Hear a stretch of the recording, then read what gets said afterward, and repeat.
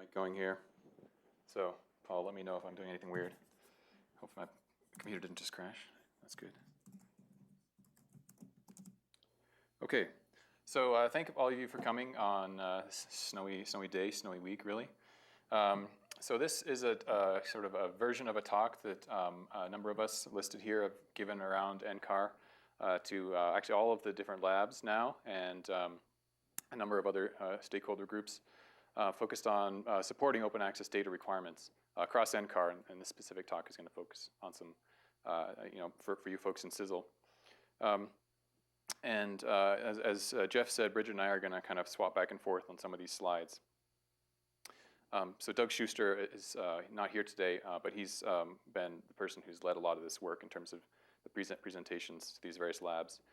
And so this is just an overview of the talk, and I'll get into what we're sort of intending to do here. So really what we're talking about is a set of new policies and procedures, workflows, and some new systems to support open access to data around Ncar. And the kind of primary purpose for doing this talk, and especially going around to the labs, was to present these procedures to people who'd be writing proposals, PIs for proposals, who may have had data management plan requirements, which I'll talk about shortly, or people who are generating data that might need to archive those data publicly. So that's kind of one main purpose. So if you are somebody who writes proposals, what we'll be talking about is applicable to you, potentially if you're generating data as part of those proposals. But since this is CISL, and a lot of you are kind of on the other side of the data services, where you manage systems or software or workflows for data, hardware and software, we're also interested in hearing your perspective on what this procedure and these processes mean for CISL and kind of the effective operation of data systems across the organization. So we're happy to take questions on kind of both what does this mean for you as a PI if you are a PI, but also what does this mean for just the organization to support open access to data. So that's the big picture. Let's see. And so there's kind of both internal and external motivations for the things that we're going to be presenting in this talk. Starting with the external, there's been a big push by federal funders who fund research, as well as publishers, AMS and AGU and so on making data more open. So sharing data publicly, making data available through repositories, and generally making the data that supports the science easier to access and easier to understand. There's a variety of sort of details here that I'm going to kind of go through quickly, but just as an example of some publisher data management requirements, and hopefully you can kind of read this, but within the AGU, this is a fairly recent kind of policy language update that they've made to their publications policy, where it says AGU encourages authors to identify and archive their data in approved data centers. And so really what they're trying to get away from is, I think for a long time, there's been a convention that people would write in publications, contact the author if you want to get access to the data. And that's effective to a certain point, but that has real limitations, especially over time as people retire and things like that. So they're trying to get away from that. And you see here on the bottom kind of the big stick that the AGU has in this policy. AGU reserves the right to refuse publication when authors are unwilling to make the underlying data available or otherwise refuse to comply with the data policy. And so we've heard at various workshops over the past couple of years examples of people who've said, AGU told me I couldn't publish my paper until I put my data somewhere. And they've had real problems with that. And so this, and AMS has another example, which I'll show on the next slide. But this kind of thing is really showing, leading to sort of the internal motivation, which is data repositories and CISL and other places have been getting last-minute requests from people who are trying to publish papers to say, here's my hundreds of terabytes of data. I need you to put this somewhere place in the next 2 days so I can publish my paper with AGU. And that's led to a big challenge, both infrastructurally as well as budgetarily and things like that. So it's kind of internal and external. We're trying to get away from that kind of situation. Here's another example from AMS, just to kind of cover that base. Similarly, it says here, underlined, authors are expected to direct all core research outputs, which has a variety of things there, data, software, appropriate samples, and sample descriptions, to FAIR aligned repositories following the FAIR principles. And how many of you have heard of FAIR, just out of curiosity? All right, about half. So FAIR is an acronym, stands for findable, accessible, interoperable, and I think reusable. It's kind of just a set of conventions or words to indicate trying to have, again, more quality sort of quality control, formal structure behind data archiving. And AGU and others have had sort of a series of workshops around what does fair mean in terms of data archiving. One other new thing, and I think this is actually just starting to be implemented in January, so just this last month within AMS, authors are expected to include a separate data availability statement section in their manuscript immediately preceding the acknowledgement section, which describes how the data underlying the findings of the article can be accessed and reused. So starting from now, if you write papers in AMS journals, they will be asking you to have a specific statement, basically called out like the acknowledgements. It says data availability, here's how people can access the data. And again, they're encouraging people to be doing this in repositories. I didn't underline this, but supplemental material should no longer be used as primary archive. AMS also strongly discourages archiving of data on personal servers and websites due to their lack of permanence. So that's kind of the external motivation. And so what we're trying to get to now is procedures and et cetera within our organization that can support meeting these kinds of requirements. So broadly, those kinds of policies have roughly the same types of characteristics, but there are a lot of details that are left unspecified or they're somewhat variable within these kinds of policies. And this is true for funders too that might be asking for data management plans as part of proposals. They tend to be roughly consistent, but also at the detail level, not super specific. So there's a lot of questions that people need to confirm. Well, when you're meeting these requirements, what does data mean for my project or for this policy? Is it all the data produced by your project, that you might be storing on your files or your servers? Just the data used to generate figures? Somewhere in between? What repository should be used? That's also not specified. Typically, some funders do have designated repositories, but this is, I'd say, not the norm. Of course, we have lots of repositories at Ncar, but which one potentially should you use? And then here on the bottom, this is not something that's just kind of free and easy to do. Spending time to manage data, storing data does have costs, which CISL very well. And so how do those costs get covered? And again, within these guidelines, they tend to not be super detailed about how to do that. So the rest of the talk is going to focus on how we are trying to support this and kind of answer some of these questions. One other detail, which again you're familiar with in CISL, is that the data repository landscape at Ncar is itself multifaceted. And so this is just a kind of very simple depiction of that.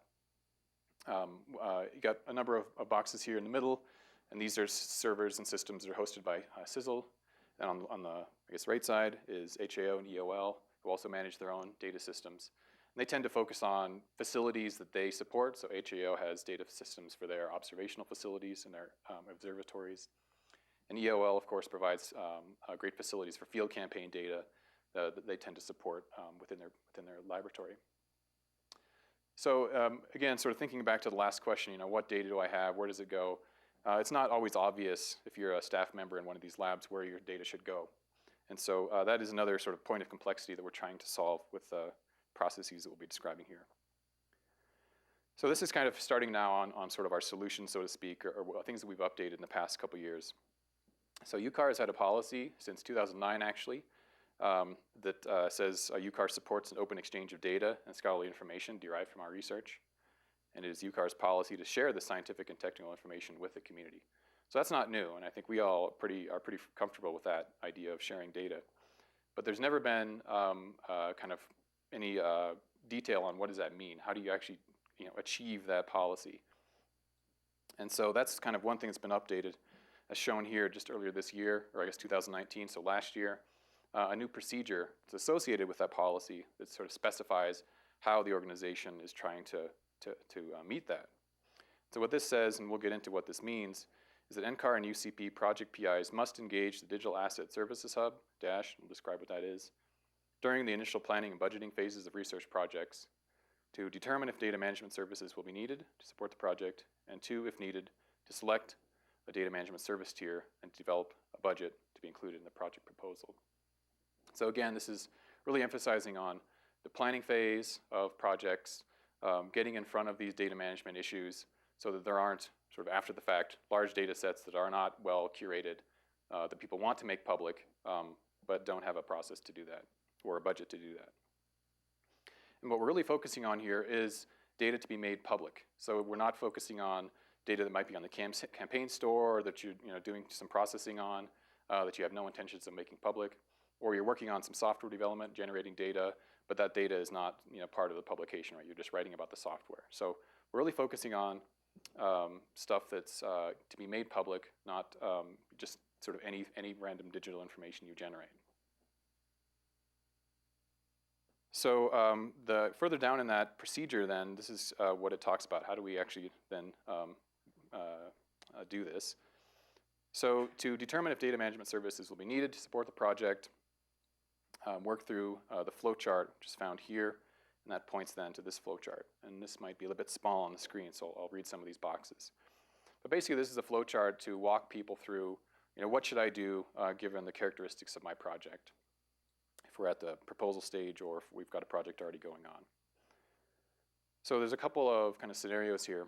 The blue line here shows one sort of set of kind of workflows, which is where Ncar repository support is needed for a project proposal, where a data management plan is required, and there's no other sort of place outside of Ncar that's specified to put this data.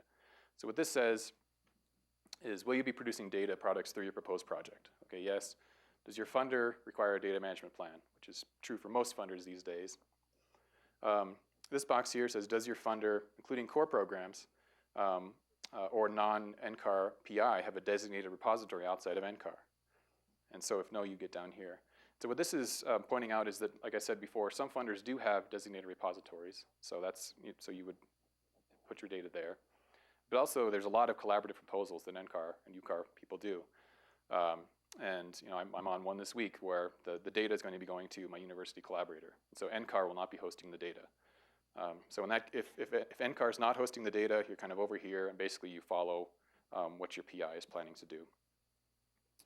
But if there is no intention, or if there's no place else to put the data, or you want to be putting the data someplace at Ncar, then you get down to this middle box, which says make a submission to this data submission request form, which we'll go through in a minute.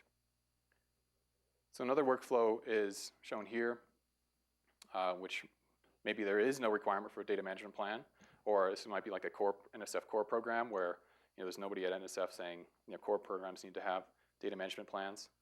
But you're still planning on publishing papers as part of the research. So that then gets to the publication sort of policy side of things. So then again, you land back down in the same bucket, which we'll get into shortly. But there might be scenarios if you're writing a proposal where it's, again, there's no data management or no data that's being generated as part of the proposal, whether it's a software development project or it's an educational program, you're bringing in interns or something like that. There's no data per se being developed, then you don't need to worry about this step. And kind of likewise down here at the bottom right.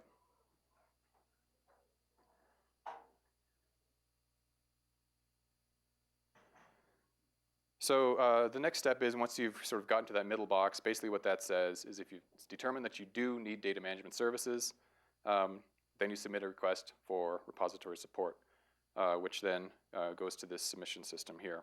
And so I'm going to turn over to Bridget, who's going to walk through this part.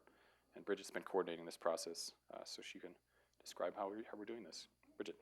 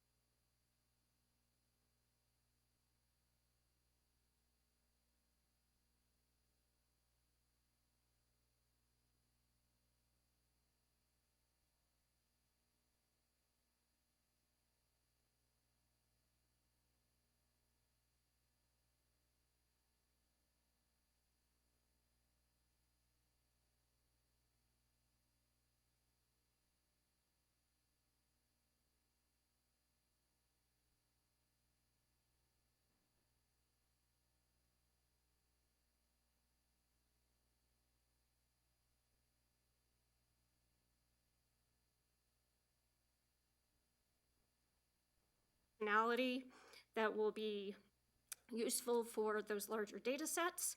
We'll also give you a DOI, which you can use within your journal articles and whatnot. And again, you can track the number of citations, you can track the volume downloaded, you can track the number of unique users. And as you may or may not know, dataset DOIs are now increasingly considered a standalone scholarly product, just like a publication is a standalone scholarly product. So you can add that to your CVs and I won't say pad, but it's just like another peer-reviewed journal article. So here's an example of how a data set would be cited, and we provide these different citations for each data set so that a user can just come when they want to get your data, they can just copy and paste this and insert it into their reference list, which is really useful. Here's an example of citation metrics. So this is on RDA. This particular data set has been cited 8 times, and then it shows you all of the different works that cited your data set. And we alluded to service rates earlier, and now we'll jump into that. I'll let Matt take this part. Yeah, I'll just continue to use this microphone if that's fine. So we didn't feel it was fair to make Bridget talk about budgets 3 months after she started, so I'll be talking about that. So as I said at the beginning, the work that people do to manage data, and of course the systems to manage data, is not free. And so there's been some work to develop some budget mechanisms to support some of these new requirements and new expectations for what our systems can provide and what our staff can provide from data management perspective. So that's what I'm going to be talking about here for a few slides. So these are 2 fees that have been actually agreed upon or approved, I guess, by the National Science Foundation for fiscal year 2020. So these are in effect now and just started in October. And so these are 2 fees. One is for processing and one is for storage. So on the top here is the processing rate. This is a fee that supports, as it's shown here, potentially supports dataset preparation, creation, and ingest into an Ncar repository. As I should have said before, not every repository that Bridget showed along the bottom of our workflow charges these fees, and I'll get into that in a second. But first, just to talk about the fees themselves. So the way that this processing fee is currently sort of, accounted for, I guess, is within 3 bins based on the potential volume of the data. So this would be a fee you would potentially include in your proposal based on the data and where your data is going to go. And since this is the first year of these fees, we're still kind of seeing how they work. And in fact, there hasn't been any proposals that have been funded that actually use these fees. So there have been no proposals that have actually started collecting this money, but there have been proposals that have included it in their budget and are still pending. And as I said, one potential detail on the processing fee is we're still sort of assessing, is this the right fee structure? And so going forward next year, there might be more bins for, say, smaller data sets that don't need this type of fee. And what this is actually doing, the 4125 number is, I believe, a week of SE2 sort of equivalent time. So that's where that number comes from. And it's sort of based on the expectation of the amount of work that would be required to process a data set, make it conform with standards, make sure the metadata is up to speed, make sure it's in the right structures, and then actually ingesting it into the repository. And then the fees on the right side are sort of increasing amount of SE2 equivalent hours. So I think it's 2 weeks on the right. The storage services rate is just a terabyte per year rate. And this is something based on, again, folks in CISL have sort of calculated kind of fully loaded charge for what does it cost to store data on CISL systems. And there's a typical 5-year expectation on data storage, and that number kind of comes from the AGU and AMS guidelines that say we expect you should have your data available for at least 5 years. And that's also a policy that the Research Data Archive has here in CISL. So those are the two rates that have been developed. Maybe I'll come back to this in a second. And so as it says here on the top, currently these rates are only collected by the CISL RDA and the Climate Data Gateway repository services. Those are the large-scale, tend to be complex data processes, repositories. Let's see, make sure I'm covering everything here. If you work with EOL, which I don't know if anybody in this room does, but other labs certainly do, EOL has been charging for data services for years or decades, and they've had long established processes for doing budgets for field campaign data services and things like that. They're continuing to use their existing budgetary services fees there. So if you work with EOL, there's no change. They're continuing to do what they've always done. These fees are available for EOL to use, but as of right now, they're not using them. The Dash repository, which is shown in Bridget's chart, is sort of smaller, simple data, which we sort of roughly kind of call as 1 terabyte or less, sort of things that people could easily download from the website. You don't need complex web services to do that. That repository storage for that is supported by Ncar overhead, so there's no fees there. So I'm going to go back to an example here. I think maybe it's this one. So if you were proposing to a repository and you were approved for, say, the Research Data Archive, this is the kind of budget you would get back for your proposal. And so this is a chart that just sort of allows the estimate of some of these costs.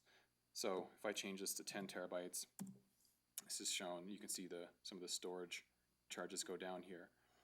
Now some labs, including some folks in CISL, have a lot of experience in putting data on repositories. So you already work with the Climate Data Gateway, you put a lot of data there, and so you don't need anybody to help you with data processing.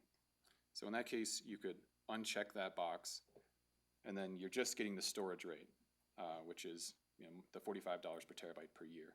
So and same thing with CGD. So Gary Strand, he has a lot of experience in working with the Climate Data Gateway. He does a lot of this work for folks in the CESM community in particular. So they would not need to be charged the processing rate because they have somebody who does that work within their lab. So that's kind of what we're looking at. So basically the way the current fee structure is if you have relatively small data in terms of volume, the processing rate tends to kind of dominate the charge. But as you get higher in costs, I'll just make it 200 terabyte, higher in storage, the storage fee tends to dominate the cost. So if you see if I add in the processing rate, it changes it by about 20%, but the big charge is still the storage. So we're trying to sort of, again, assess these fees and to make sure that they're appropriate for all the cases that might come up. Go back to wherever I was.